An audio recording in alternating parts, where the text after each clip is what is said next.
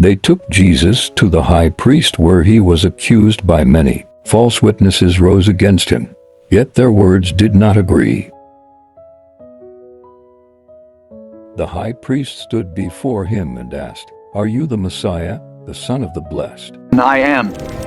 And you will see the Son of Man sitting at the right hand of power and coming with the clouds of heaven. The high priest tore his robes and said, "We don't need any more witnesses. You heard his blasphemy. What is your decision?" They all voted against him. He was guilty and should be put to death. Some of them began to spit on Jesus, and they blindfolded him and hit him. "Guess who hit you?" they said, and the guards took him and slapped him. They put Jesus in chains, led him away, and handed him over to Pilate. Pilate asked him, "Are you the king of the Jews?" You have said so. The chief priests were accusing Jesus of many things.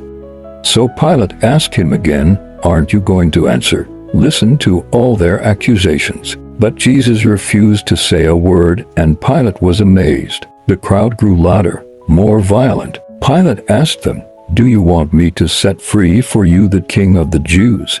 They shouted, "Crucify him, crucify him." "But what crime has he committed?" Pilate asked.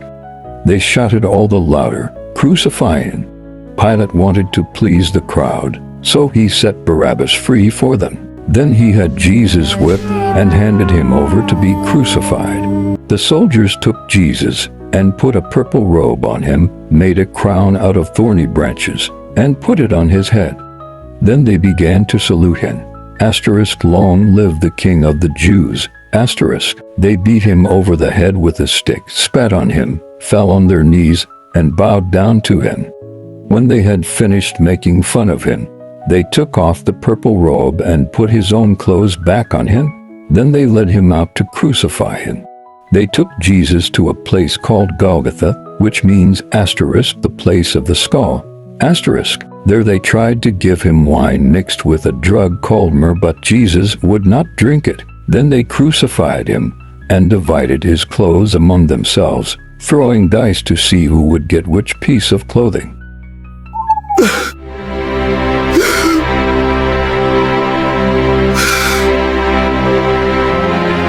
At noon the whole country was covered with darkness, which lasted for 3 hours. At 3 o'clock Jesus cried out with a loud shout, "Eloi, Eloi, lema sabachthani," which means, my God, why did you abandon me?" Some of the people there heard him and said, "Listen, he is calling for Elijah." One of them ran up with a sponge, soaked it in cheap wine, and put it on the end of a stick.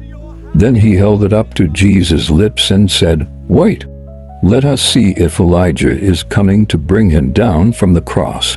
With a loud cry, Jesus died on the cross. The curtain hanging in the temple was torn in two, from top to bottom.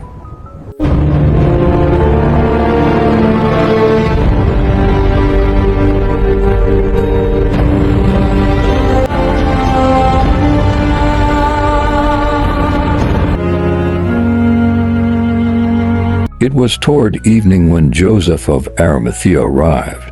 He was a respected member of the council, who was waiting for the coming of the kingdom of God. It was preparation day, that is, the day before the Sabbath, so Joseph went boldly into the presence of Pilate and asked him for the body of Jesus. Pilate told Joseph he could have the body. Joseph bought a linen sheet, wrapped the body of Jesus in the sheet, and placed it in a tomb which had been dug out of solid rock. Then he rolled a large stone across the entrance to the tomb.